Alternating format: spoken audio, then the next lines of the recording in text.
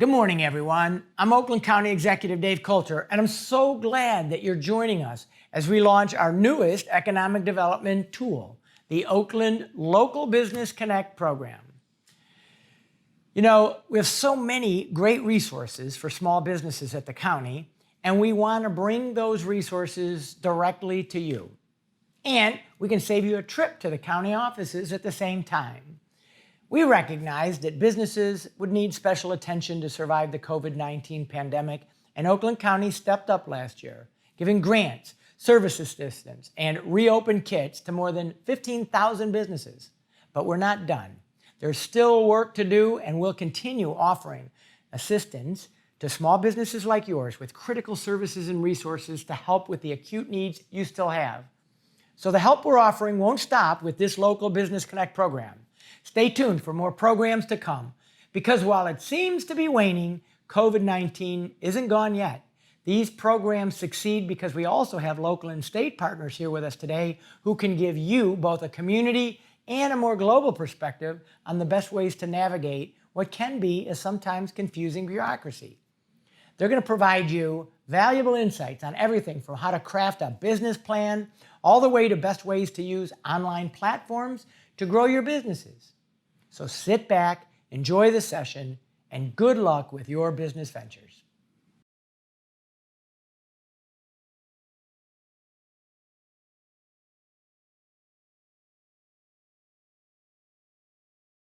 I'd like to introduce Mary Dembro. She's our first speaker. Thank you, Mary.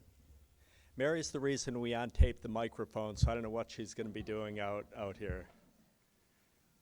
Thank you. Well, I used to be a coach, so I brought my clipboard and I'm ready to run around all over the place. I can't stand still, so I may have to walk just a little bit. I am from the Small Business Development Center, and I hope that we can show you today that we would be a good resource for you to use as you start and grow your small business. Let me tell you, before I do my financial presentation, let me tell you a little bit about the SBDC. We're a statewide organization. The blue dots represent our regional offices, and our region of Southeast Michigan, which is in Metro Detroit, covers 3 counties. It covers Wayne, Macomb, and Oakland counties. So we have a presence across the state and very well across our region. We work with everyone from brand new ventures to existing companies to companies getting ready to sell their business. And to do that, we have a variety of consultants.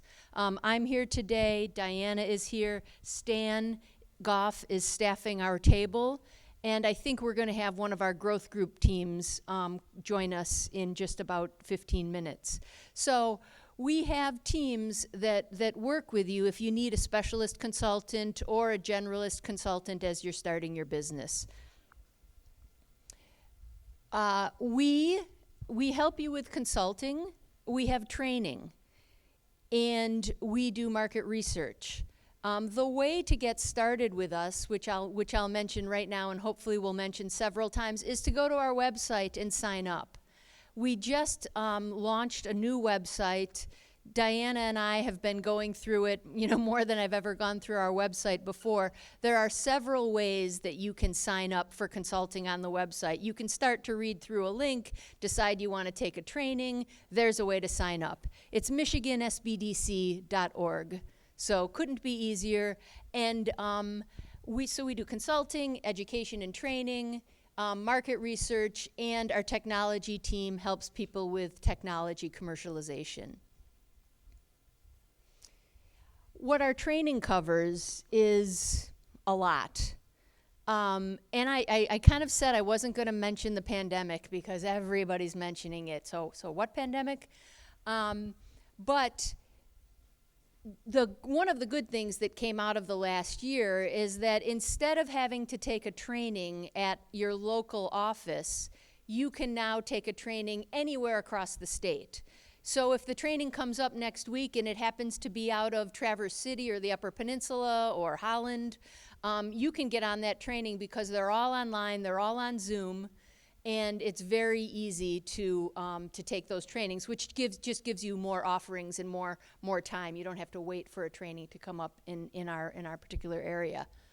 And again, you go to sbdcmichigan.org. Okay, did everybody bring their calculator? This is a quiet group. I'm kidding. You don't have to have your calculator. But we are going to talk about really the financial evolution of a business. I don't really have the goal today of teaching you a whole lot.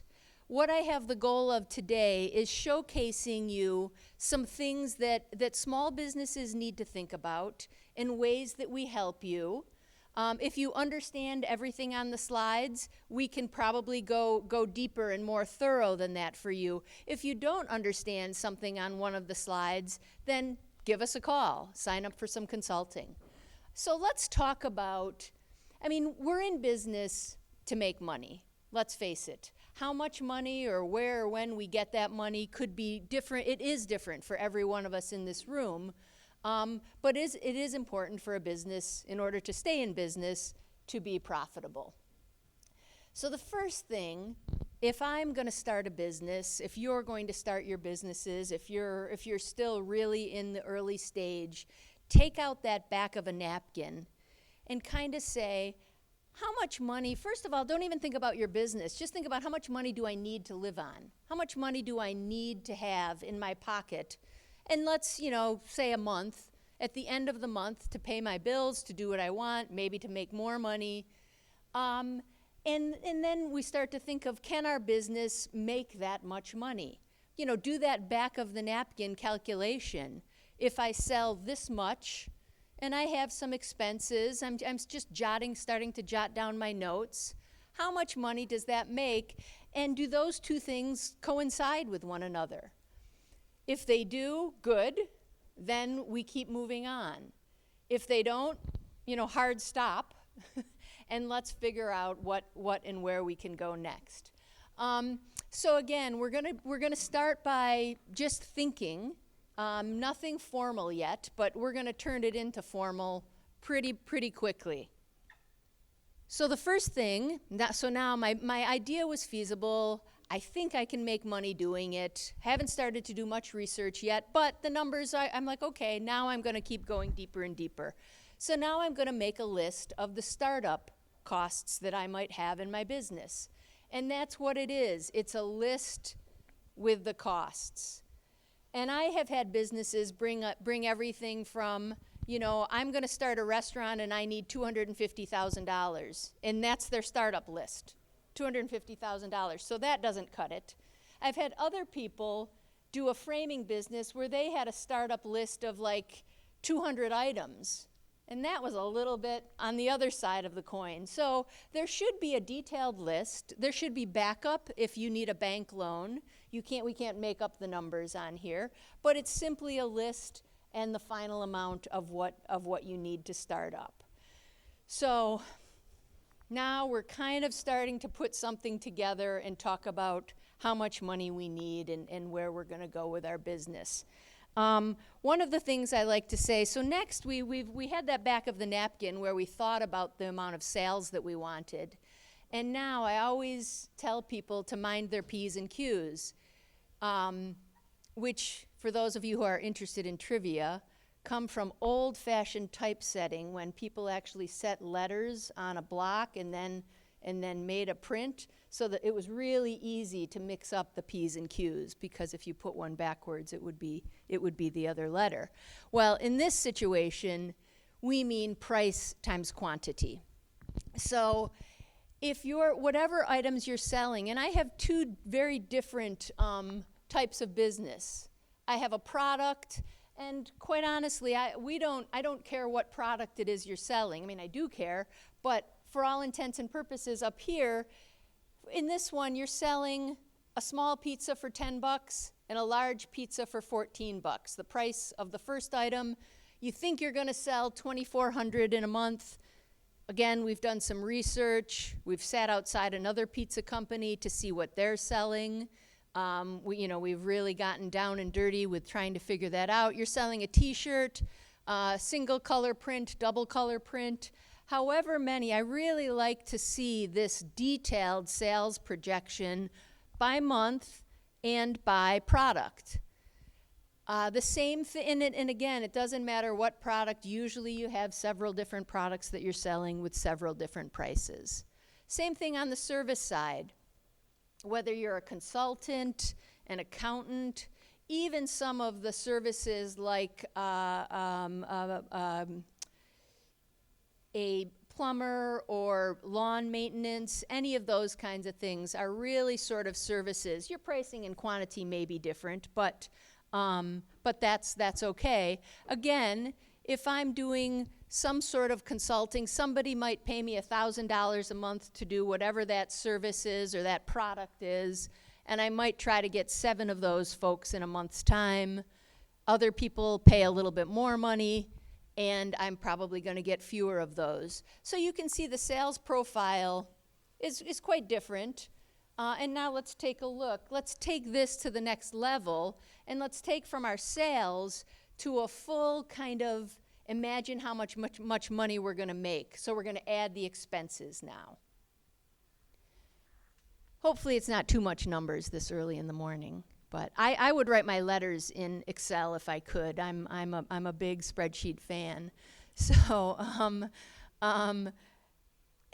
again, this is month X. Whatever month number this is, as you're doing your projections, you're trying to do at least a full year's projections to start things out. And let's look at the product. You've got cost of goods sold, what it costs to make the product. In the pizza, the dough, the sauce, and the cheese, the t-shirt, maybe the ink.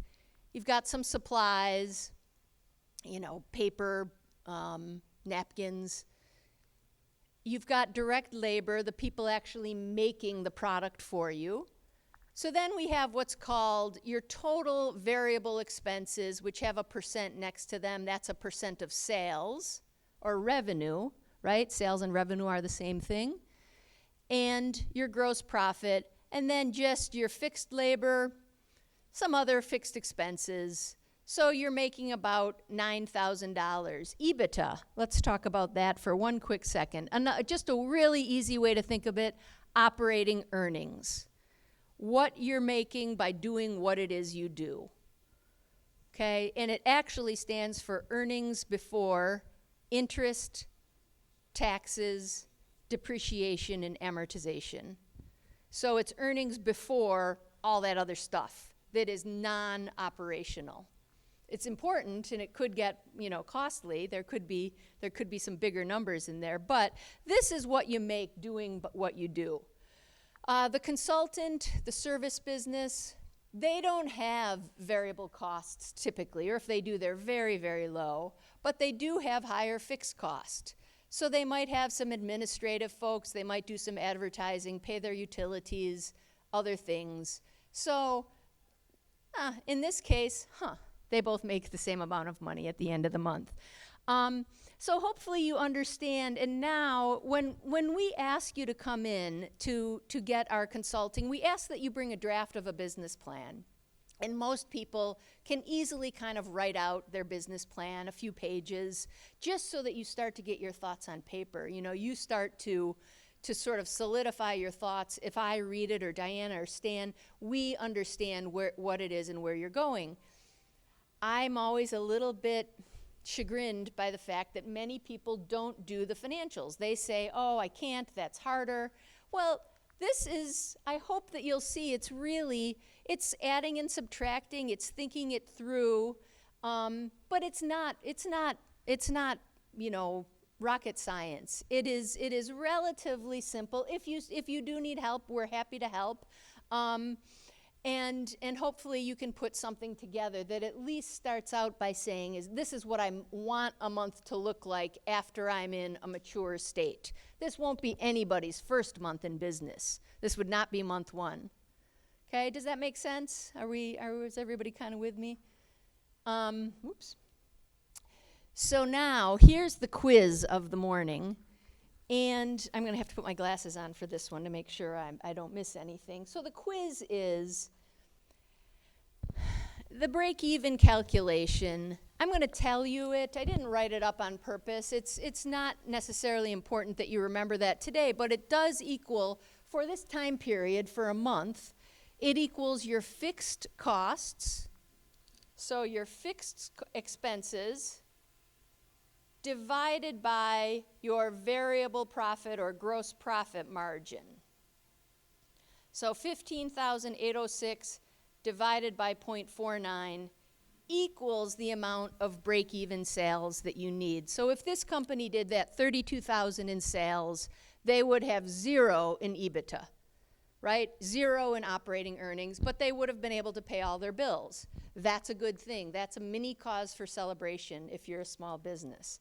So now I'm going to ask this very quiet group in here right now for a little bit of participation. So tell me, and this is the only quiz we're going to do today, tell me why the sales amount over break even was, 50, you had 50,000 in sales. That's 18,000 over break even. But why are your earnings only about half of that? Anybody want to take a stab at that in this very quiet room? Everybody is afraid. Okay, you're thinking about it. I can see thinking. I know that. I can see thinking. I don't see chatting. I don't see looking at your phone, so that's a good thing. Okay, so the question is, break-even sales was 32,000. This company hit 50,000 in sales, so that's 18,000 over break-even. How come profit is only 9,000 instead of 18,000? Okay, so let's say I hit $32,000 in break-even, and then I sell one more pizza, right? I had 18,000 more in sales, so I sold a lot more pizzas. But let's just say I sold one more pizza than break-even. I still had to make that pizza. So I still had to pay for the dough, the sauce, and the cheese. And the direct labor. I've already paid, my salary and the any other manager's salary, but I had to pay, and it happens to be about 50-50, which kind of makes it easy to figure out. So if your sales over break even are 18,000, about half of that, 9,000 give or take, went to the dough, the sauce, and the cheese, or the t-shirts, or whatever the car, or whatever the product was that you were making, and the rest finally goes to profit, because your fixed costs have already been paid. I didn't say this at the beginning, but I used to work for Domino's Pizza International, and I would travel actually around the world doing a really similar presentation on break-even, because our variable costs were so different in countries. So they were always a little bit hesitant to answer too, so this didn't surprise me too much. But hopefully that makes sense. You're going to hit break-even, so you've paid all your costs, but then you're going to make another sale, and you still got to make that product, so that's going to cost you that, whatever that profile is, 50% here. Okay? One more thing on this, because this is sort of important as businesses start to grow. They say, I'm going to pay $2,000 a month in marketing. I'm going to pay somebody to do my social media. I'm going to hire somebody. I'm going to spend a little bit of money on Google AdWords, whatever that is. So now the break even goes up. I'm going to, again, take my fixed expenses, which are now, I'll call that 16 plus 2, 18,000 divided by 0.49. So I could figure out what my new break-even sales number might be, which happens to be 36. So, which is $4,000 over my original break-even.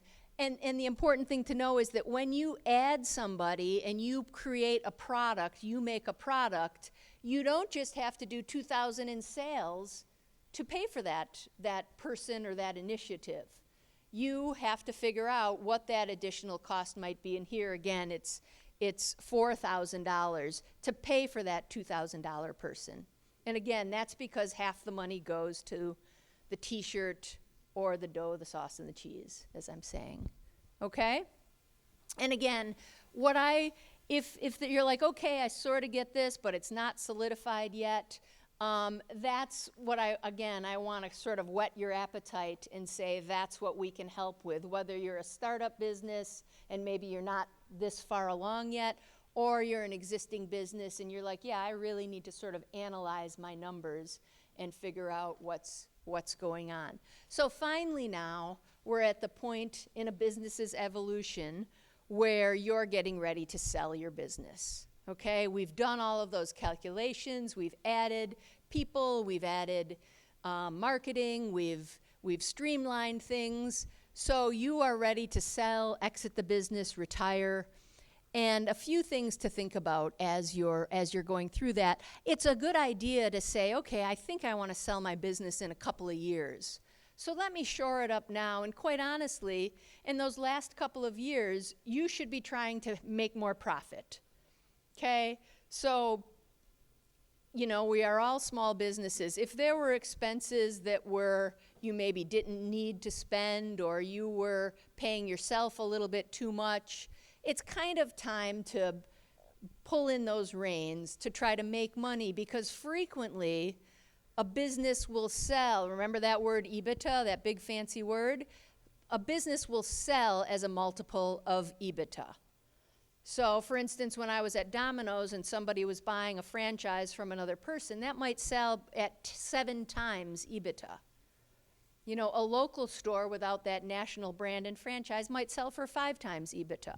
That's all okay. A manufacturing company might sell for 3. Every industry has their own multiple. We can help you look that up based on historical numbers. And so you can get that average. Now, we might like it if the Tigers were at least average, but you might be above average too, so you might sell for a little bit more because your business is clean, it's perfect, you have a lot of employees who have been there 5 or 10 years. You might have a customer list that is where people keep coming back and buy and buy and buy from you. That might allow a little bit of a higher price if you're selling your business. You may have assets, and again, there are different ways to value and purchase a business. It could be valued on assets if you have a lot of hard assets that somebody else would need to purchase to buy a business. Equipment, vehicles, buildings, those kinds of things. So there are different ways, but we should be preparing. I ask small businesses all the time, what is your exit strategy? How do you want to get out of this? And people will say, I never want to get out of this. This is my life. And I said, well, I know, but as much as we'd all like to, we're not going to live forever. So it's a good idea to be thinking about a business strategy, and it may be selling to one of your kids or relatives or your employees and having them pay you off over time. Again, in small businesses, that is not unusual. So I think I've introduced our consultants, our generalist consultants from the SBDC. And do I have Bernard here? And I have one of the growth team members here. And Bernard Drew, he is going to just take a quick minute to introduce the growth team and what they do for folks. Thanks, Bernard.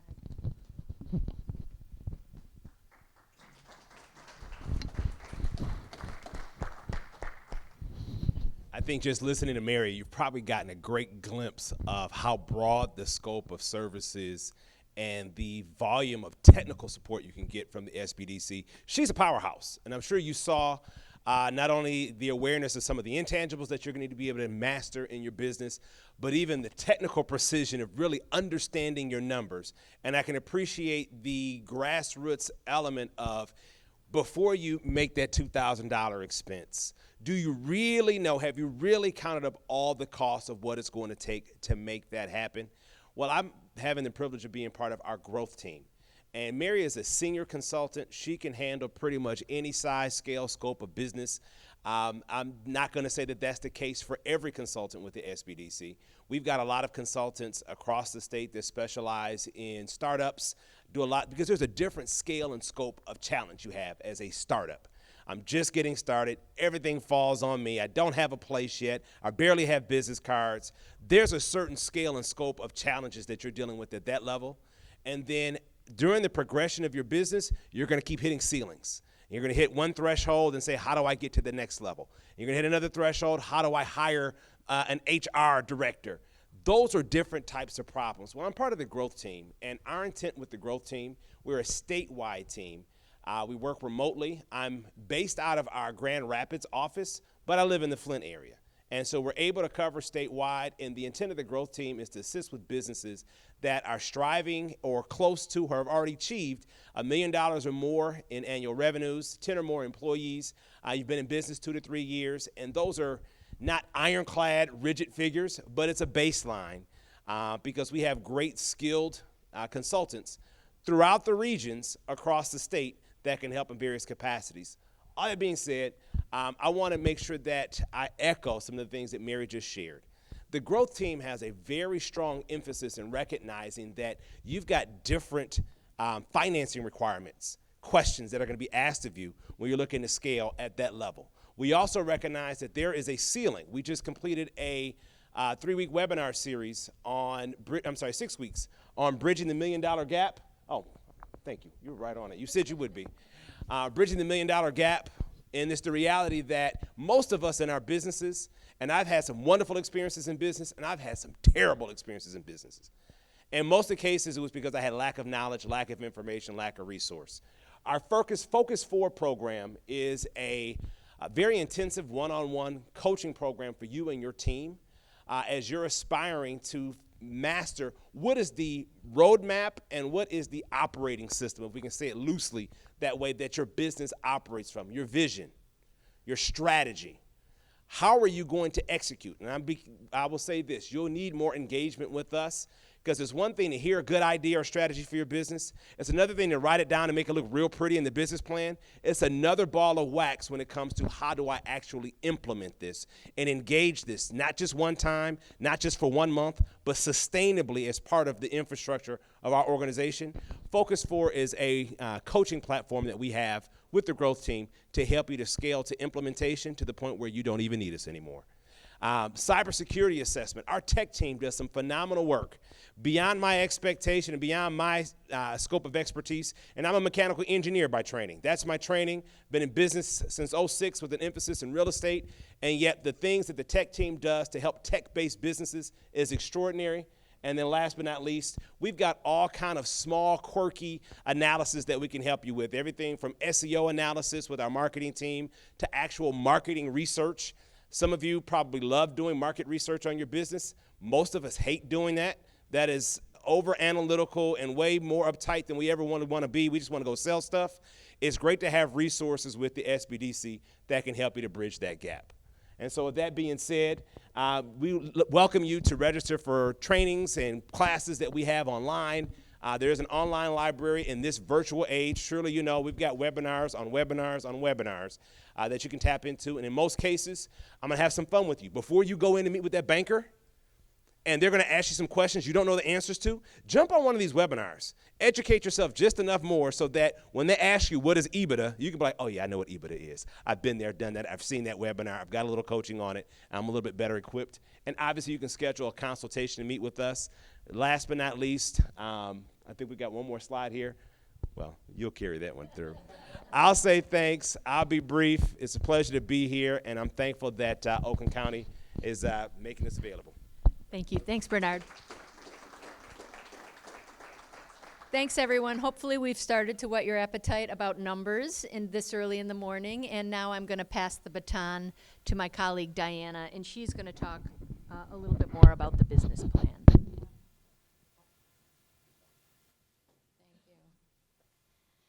Well, I promise no quiz, so but I might ask for some audience participation, so we'll see. Just to start with the business plan, how many of you that are in business know where your business plan is right now? Raise your hand. That's probably better than I expected. So the business plan is for you. We often think about the business plan being for a bank or for a loan, but it's your tool, it's your document, it's your goal, your milestone, your vision to keep your business going and thriving. So on our website, michigansbdc.org, we have several templates to help you get started. Or if you are thinking about adding a new product, a new service, something that you're pivoting or changing, or a second location, you would want to write a business plan to do that. You would want to sit down and take a critical look at those numbers, just like Mary said, adding an advertising program for every month of the year. How much more do I have to sell? If you want to add a product, if you want to add a service, you need to know those numbers as well. On our website, in the Getting Started, there's a Tools and Resources tab. In that Tools and Resources are 3 different business plan templates. The first one is a simple business plan. There's a question, there's a box to put an answer in. If you've not done a business plan, it's a great first pass, a great first way to get some thoughts on paper. And it is an important process to get thoughts on paper. The second one is what we call an outline format. You know, we don't have to have a 40-page business plan anymore. Successful business plans can be 2 to 4 pages, so long as there's the financial documentation to support that. And so you can have an outline business plan. Or on the third business plan option, that is what's called a summary, executive summary style business plan.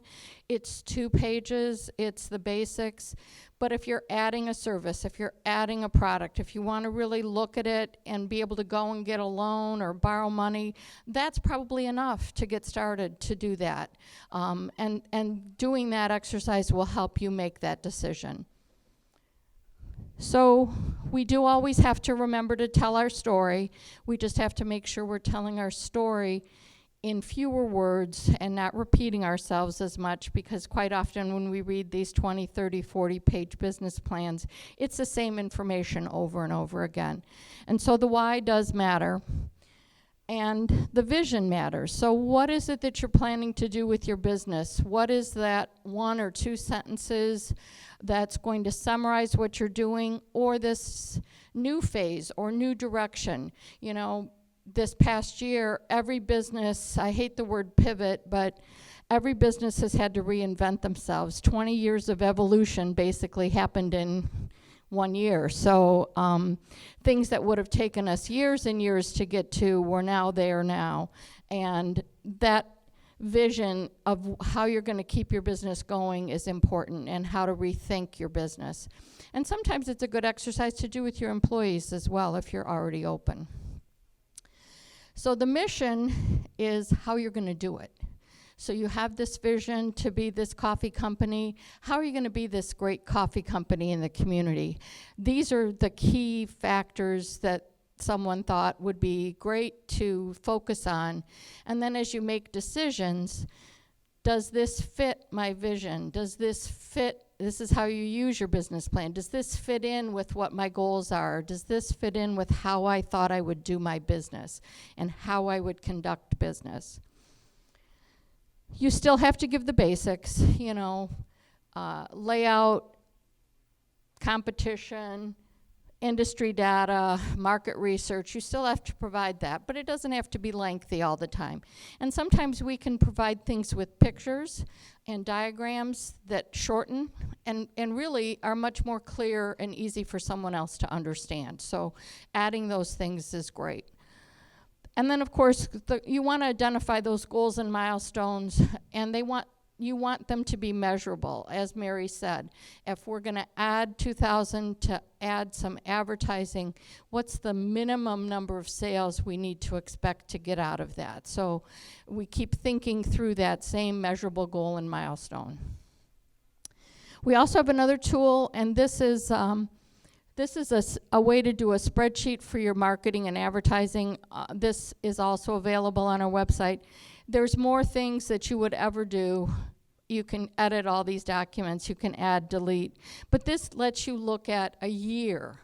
And what am I going to do for the year? What are the goals for the year? Advertising isn't just something you think of, oh, next month I'm going to do X, Y, and Z. You want to have a plan for the year to reach that goal.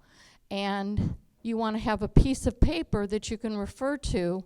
I did these 3 things last month, and I either did or didn't get the sales I expected. So that's how you use your business plan. You have to review what you did, and are you meeting your goals? Are those ads or methods of advertising effective and working for you?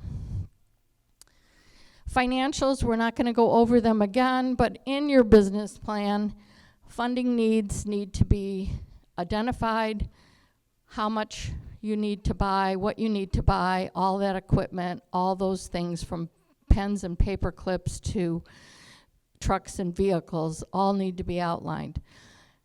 The source of the money has to be identified and outlined. Where's the money coming from? Your pocket, your family's pocket, your business's pocket, or do you hope to borrow? So all of those sources need to be identified as well. Then we have to look at some operating. These are all spreadsheets or information that you would attach to the back of your business plan. And when it comes to the spreadsheets, the more formal it needs to be is if you need to go to a bank for a loan, it needs to be pretty formal, and they're going to ask for all this. If you're doing it for your own personal knowledge and to be able to manage your business on a personal basis, you might not need every single one of these, but certainly they're available. And if you're using any sort of accounting software, they're pretty easy to get. So the nice thing is we've got some spreadsheets and templates that help you have different versions, different scenarios, and look at, if I do this, I hope to reach this goal or milestone. If I have another alternative or another choice or another option, I can do another spreadsheet, and I can look at those numbers and help me decide what direction I want to go. Because we all have to kind of reinvent our businesses a little bit this year. So this is a pretty common exercise that all of us should be thinking of and doing. Again, we have business education. I'm going to skip this one because I have a better slide further.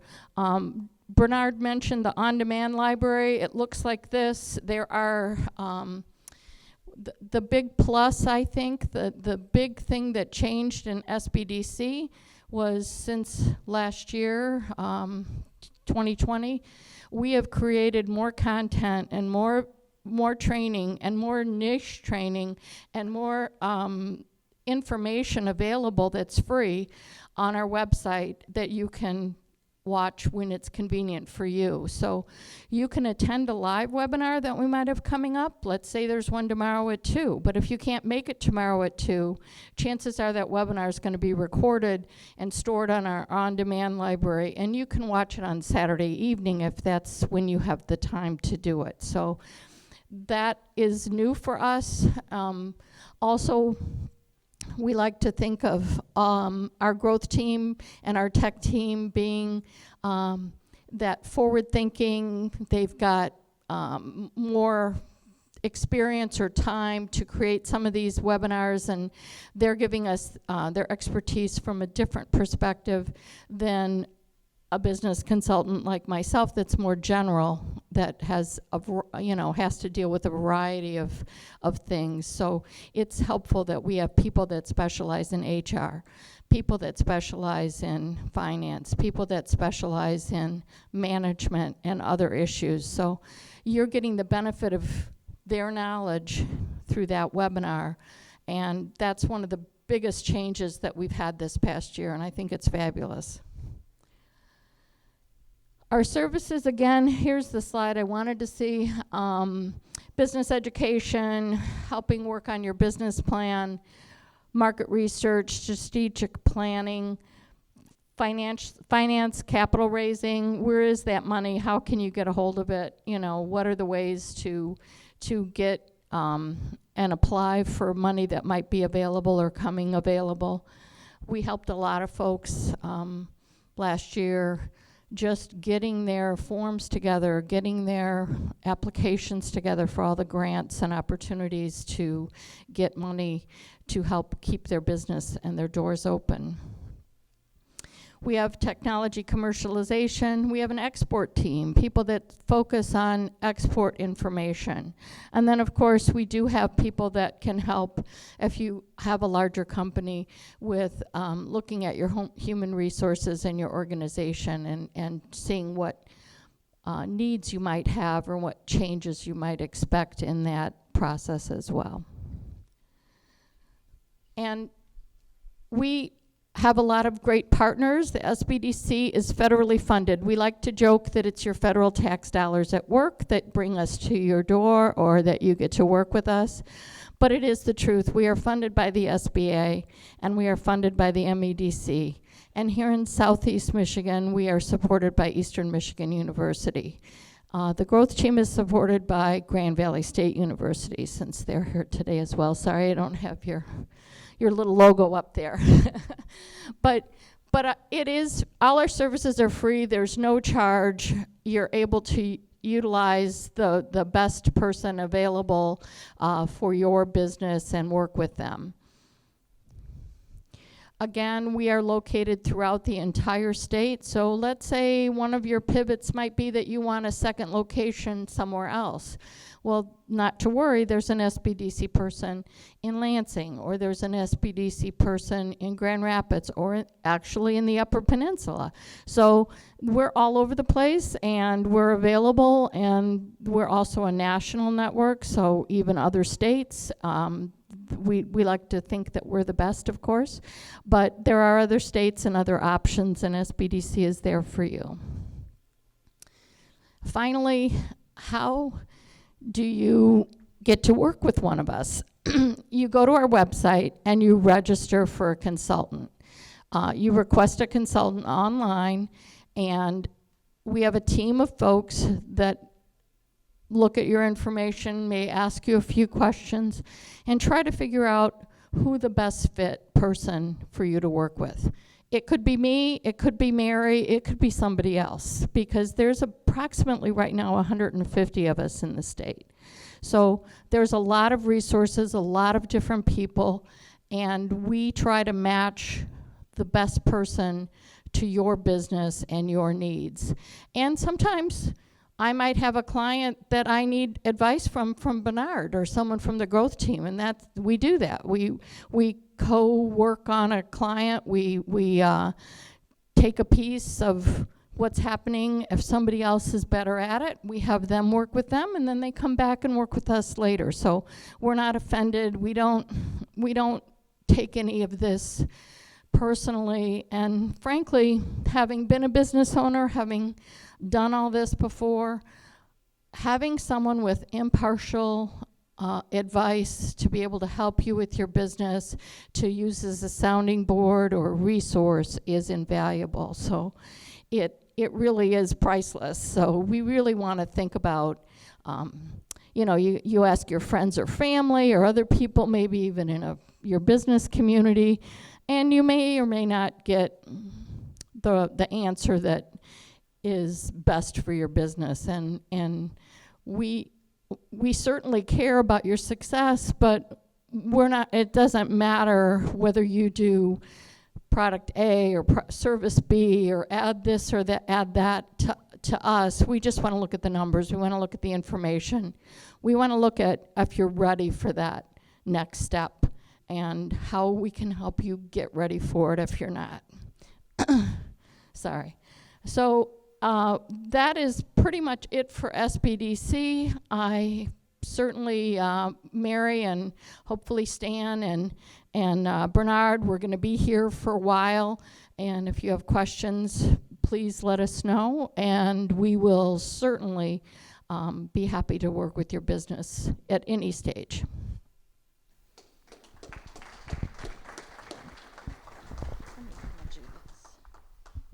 Thank you, Bernard, Mary, and Diana. Next is San Tran. San is the founder of Pitch Black Media in Ferndale, and he will talk to us about maximizing your online presence, the exact opposite of what you want your kids to do. You want your kids to minimize their online presence. So, Hassan? Good morning. Admittedly, I was concerned about whether or not I had any buttons, shirts with buttons left over. I'm like, oh my God. So it's great to be in front of a group of people. I'm going to make a quick introduction first to one of my teammates here. Brendan, raise your hand there. Brendan is the resident nerd. Well, actually, we're both nerds. But he'll come up later if we have any questions about data and analytics. I want to introduce myself, Sun Tran. I am the founder of Pitch Black Media. We are a local agency located here in Ferndale, and then for the past 15 years, we've been working with a number of large brands in the area, but we're here to share with you what we've learned so far and what we've done for a lot of the local business here in Ferndale and also in Detroit for the last 18 months. Show raise of hands, because these are some of the things we're going to cover today, because when we're working with some of the small businesses, these are the common challenges that we have here. So show raise of hands, at least you've got one or two or three of these challenges that you're facing here. Raise them up higher, you've got all of them in there. Because this is what we're going to cover today, and share some information with you.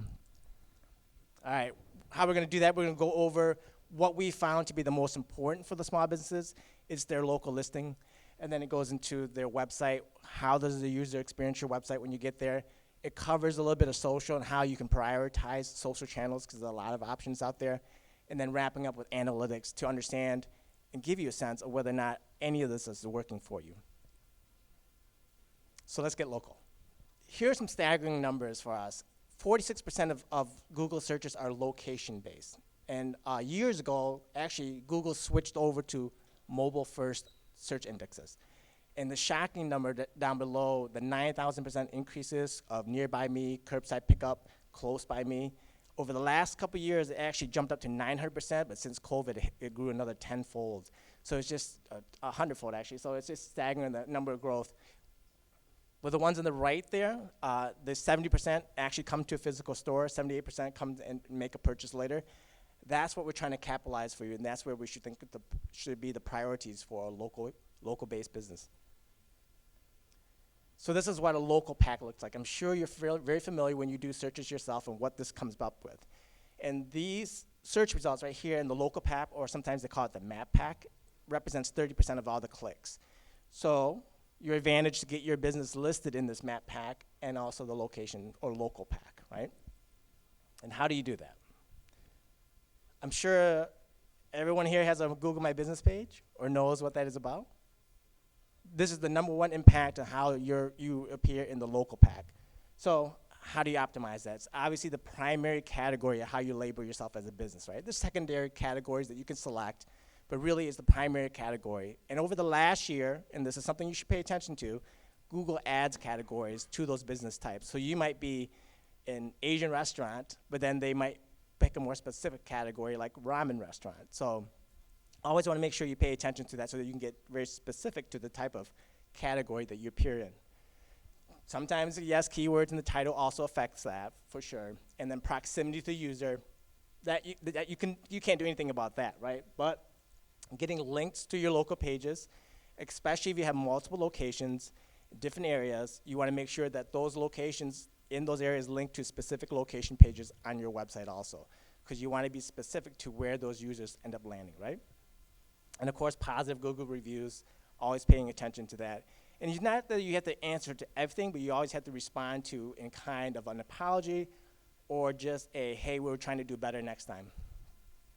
And other directories. So this is one of the common things that we found with a number of the small businesses. They take care of Google search, they take care of Facebook, and they think, that's it, that's all I need. But there's actually a lot of other different directories that you can appear in. And I apologize, does everyone hear me okay? Great. So for example here, this is one of the clients that we're working in the area, Olive's Blue Blocks. You can see that there are 24 other directories potentially they can appear on, right? So you can see there are a lot of information, a lot of opportunities being missed here. So what this represents here, these additional directories that you can be listed on, because once you get your Google My Business page information correctly listed, there are other places where you can list yourself. It adds 10 to 20% of additional traffic to a user's website. So huge growth and gains there. Some of the other things that you can also potentially boost your listing. Google looks for what's called ranking signals or local signals. So a feature that they release is called Google My Business Posts, and it's very simple. You can go in that tool, and then much like you would post on Facebook, on Instagram, you can post events, announcements, new products that you would want to release, and they appear within your knowledge panel on the right-hand side. So often this is something like essentially a news alert, if you will, for your Google My Business posting. And does it impact? Absolutely. So this is an optimized approach. So this is a profile or one of the reporting that we provide for one of our clients. And after we've optimized their local listing compared to how they were performing prior to that. So in this 151 days, you can see the map and the trends there where we essentially got them 500% increases in their local search and views. So the bumps and increase, I'm not sure if you see that. These are the green numbers that show the increase there. So where they appear in search, how they appear in results in maps when people are looking for their brand directly or when they're looking just for the categories of what they're in. So it's a wig shop, it's a ramen shop, it's a shoe shop. It increases the opportunities for your business to be found there. Other features that a lot of businesses don't and aren't aware of, some businesses we worked with don't even have a website. So one of the features that Google adds for you is within your G&B or your Google My Business listing, you can actually host a website also. It's very basic, but it gets you a website, and it actually ties in with your Google My Business listing. And I think it's $13 a year for Google to do that for you. So it's a very inexpensive option. For restaurants, during COVID, they launched an ordering option for you as a restaurant also. You can upload your menu, implement an ordering system, and you're good to go. And they slowly launched additional features out there, so they support Square. If you have your point of sale system on Square, they integrate with that, and then Clover also, so it ties directly within your point of sale systems, so it's much more seamless within your operating day-to-day. Shopping, if you retail, you can upload your shopping inventory into Google also, and because they crawl everything, a lot of times you don't even have to load images in there because they have images of the product. So that's an option for you to add e-commerce to your site also built in. And of course, ads, this is our personal favorite. And more of that will show you some of the results of that program for ads. I think somebody mentioned about Google AdWords in their budget sheet there. All right, let's talk about the site. This could be a whole day session here, but we're going to just talk to you about 3 of the things that I think we should prioritize on. It's your page speed, your SSL certificate, whether or not your site is secure, or whether or not your website is hacked. Okay. So one of the things that we found here, I'll show you for Bobcat Bounties, this is one of our clients. You see 40% of users leave if a page takes 3 seconds or longer to load. So on the first site, you can see here, originally it took them actually sometimes 16 to 26 seconds for the page to load. Because what we were noticing on our side is that a lot of users were leaving, and they would then call the business instead of clicking to order on the site. So we took a look at the site and said, hey, Matt, you gotta do something about this.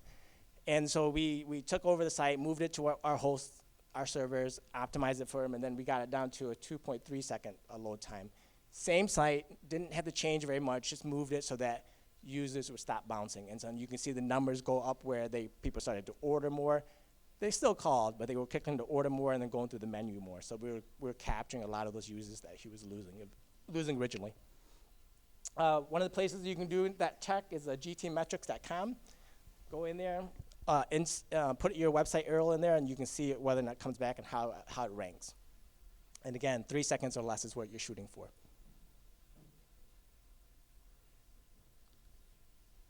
Second one, secure websites. So Google, probably 2-3 years ago, I've lost track of time now, announced and acknowledged that sites that are secure with an SSL certificate gets preferential ranking, so it's a ranking factor. One of those things that you'll see here is in that corner that typically has a little lock. And if you pay attention to it, some of you may host your site on Wix, Squarespace, they will add that certificate for you. But if you manage your own website, this is something you should pay attention to because not every host adds this for you. But you can get yourself a free certificate also. You can go to let'sencrypt.org and add that, get that SSL certificate installed. Because what you don't want to see is this signal or this message for Chrome users. Of course, Chrome implemented this where if a site didn't have an SSL certificate, this is what it pops up in front of users. And I don't know necessarily if any users would continue to go onto the website for that. So SSL certificate for you. And then the other one is malware detection. So we have a men's clothing client out of Detroit, and he didn't realize his site was hacked because when we went in to check the checkout process, as soon as you went to checkout, it bounced out to like a flash game site. It was totally taken over. So one of the things, especially if you're running a WordPress site, make sure you keep your plugins updated. Make sure that any plugins that you're not using, get rid of them because they have just given another opportunity for hackers to come in. Secure passwords, not password 123, or repeated passwords, please. And then obviously a quality host of service also. So someone that was more reputable as far as just not your cousin's host. And the way you can actually do a free scan also is on security.net. You can go down there, and then on that website, bottom in the footer, you can see site check. Enter in your website, and they'll do a scan against that website to see if there's any malwares or attacks or exposures that you have there. They offer quite a good service also for monthly monitoring, firewalls, protections, all that. Social media. This could be an all-day session, so we're just going to go over some of the things that we helped the small businesses prioritize as what we've seen as far as trends and where we think that they should be paying attention to. So last year, this is all based off of Sprout Social's 2021 index. So you've seen all the generations. Social obviously is still on the rise, and the generation is still moving on up. So that space is growing. And but the channels are the same. So I know, especially for a lot of businesses, they're like, well, I need to be on TikTok, I need to be on Snapchat. Still, the consumers that are interviewed here, top two is still Facebook and Instagram for businesses. So especially when we're spread thin, these would be still the channels that I'd say, hey, this is where you should do it and do it well. And this is what the consumers expect from businesses. It's really about the customer service. It's about the brand and the transparency the brand has, but it's not really necessarily all about hey, it's got to have spectacular content. So this is what the top 5 for consumers are expecting from a brand. So make sure that what you're doing is aligned with that. And this is always we have a number of people like, my numbers suck. Well, these are actually the conversion rates. For food and beverage, this is the percentage against the audience that you have available. So as long as you're trending within there, you're hitting average. And a lot of the social channels now, it's a pay-to-play system, especially on Facebook's side. What we've seen for retailers, it's more on the Instagram channels that they perform best on. Facebook is still for restaurants that we've seen. So check against the numbers and make sure where you track them. The A word. Analytics. So this is where we wrap it all, right? This is for us nerds, where we love to show an impact and help businesses understand. Typically, this is what that background, that data analytics background there you see it covers the users, the sessions, the time and page, and it really doesn't mean a lot to you, right? This is an example of one of our reports that we show for businesses, and what we're trying to do is capture very specific metrics for conversions for them. So, for example, here we are showing them this is what your website is getting, and this is what your advertising is getting. So you can see here we track down to specific conversions of when they click to order on the site. So are they doing carry out? Are they calling your site? Are they emailing you? And how your conversion is looking. Same thing, strictly from advertising. What are my advertising dollars doing for me? Are they clicking to order? So you see here, this restaurant got 671 orders from January to February, and they average around $29 a takeout order, so $18,000 worth of advertising. And they can make that calculation. Mary would love this. You can put that in for the cost of that conversion. So for 24 cents, you're getting $29 a takeout order. You can put that in your spreadsheet, right? So there's very specific numbers, and you can see how you're doing overall month to month. Are you up 52%? Are you up 14%? So you are now looking at numbers that help you make sense that are driving and growing your business. This is another report that's specific to you. Some of our analytics actually can hook back into the point of sale systems you have. So this one client, you can see here, $106,000 of revenue, where it was direct. People were going directly to the website for them. You can see here Google drove $7,000 worth of revenue there. So again, giving you numbers and information so you can help prioritize the budget that you have. That $2,000 in that spreadsheet cell, you now put it down to social, you can put it down to email, you can make decisions based on data that you have that you know are converting for your business. And this is a favorite of ours, it's always a goal for ours. Google released about a year, almost 2 years ago now, a feature called Store Visits.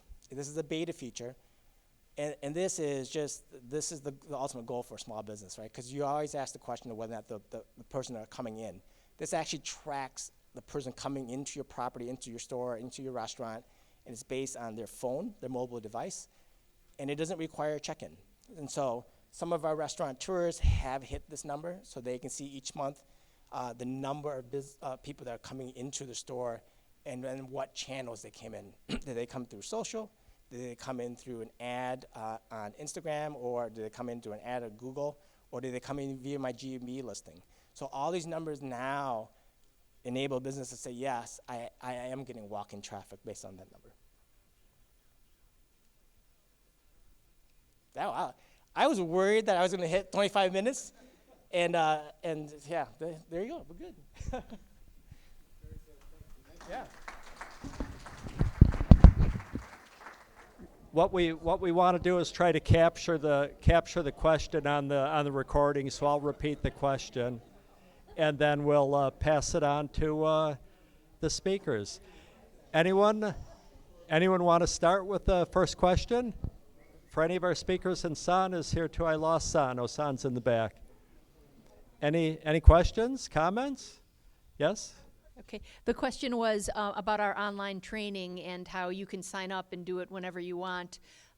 As far as I know, it is indefinite. So we're not just doing this now as a result of last year, but we're going to keep doing it because the participation has been and the feedback have both been really great about it. If you're on a Wix website, actually, so one of the things that I'd be concerned about the way Wix puts their sites together is that they use a bunch of code to put it together. It actually impacts the load time a lot. For businesses that we work with through Wix, that's always been a problem for them, is that service, while it's easy for business owners to come and put a site on there, it impacts their load time quite a bit as far as what you can add. The Google website has a lower functionality than what your Wix site currently has as far as features, so I wouldn't necessarily migrate to a Google web-hosted service. I would move to something that is more of a WordPress site would actually, you could get a developer to say, hey, take my Wix site and put it to a WordPress site pretty inexpensively, and that would be probably your best options. You can get relatively inexpensive hosting. It'd probably be still about $30 a month for a quality hosting service. And then that migration, once you've done that, I think that would be probably the best path for you. And actually for WordPress, you have much better templates that are aligned to a lot of small businesses than you would have on Wix. So that would be the path that I think would be better for you.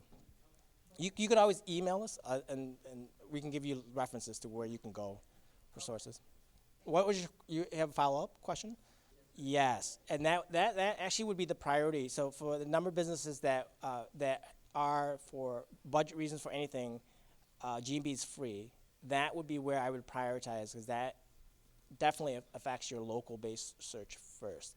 So for a lot of businesses, what they learn within the GMB listing is then how well they rank in the categories they are for what they offer in the community, the interest overall. So that gives you the whole sort of pool of potential, right? Because you now know this is how my traffic's doing, how I'm scoring my search results, and then you can take that data and then say, okay, I'm gonna start paying for some of this traffic then, and then you now know what should my ads look like, what should they contain, and that gives you confidence, because again, every step of the way you have data that reinforces the spreadsheet that Mary emphasizes, that again, you know what impacts your dollar, so you can make those moves based on that. Mm-hmm. I'm not familiar with Vistaprint website hosting. That's a print service that then that would end up doing self-hosted options, though, right? I think that's because they normally do just print. I haven't judged the quality. Again, you can go to gtmetrics.com that was in the presentation. Put your website address in there, run it, and then you'll see how you score. The number one thing is to look at this page speed, because if you think about how you surf websites, you don't wait around for them, right? So 2.9 is great. Yep, and as long as it's under 3, one of the things to pay attention to is mobile also, because that larger audience, especially in our area. We saw the Ferndale businesses we're working with in Detroit. It's a minimum 70% mobile audience. So something to pay attention to is just not necessarily just the responsive design, but to think about like when somebody's in a mobile state of search, they're looking to make a transaction, go somewhere, eat something, drink something. They're just looking for information. So even in the mobile design, as a designer, you should just be eliminating that video. They don't need to see the video. They just need to know where you are, the menu, time. That's it. Best services and for child daycare, did you say? Child daycare, so how you get listed as a business. We actually work with a number of small businesses, and what is great is Brendan is a Googler, or ex-Googler.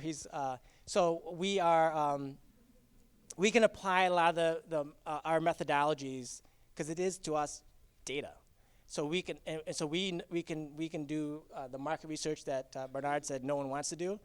We're the nerds. So we do that kind of data, and we identify that audience. And one of the great things actually, because of the number of businesses that we've been working with the area, you now coming to a program we offer, you are connected to those businesses also. So you get a lot of the data that's available in the community. Follow up directly. We can refer back to some services that would be options for you. But yes. Who do I give that back to? Any other questions, or do you, if the speakers can hang around, can they have some individual conversations with you guys? Yeah. And with the displays in the back as well? Stop at the table. We've got stuff there, free pen. I saw other people with free stuff. Take it all. What if we consider we're done? You guys talk to the speakers, talk to the information booths, and thank you for coming. Sound good? Thank you.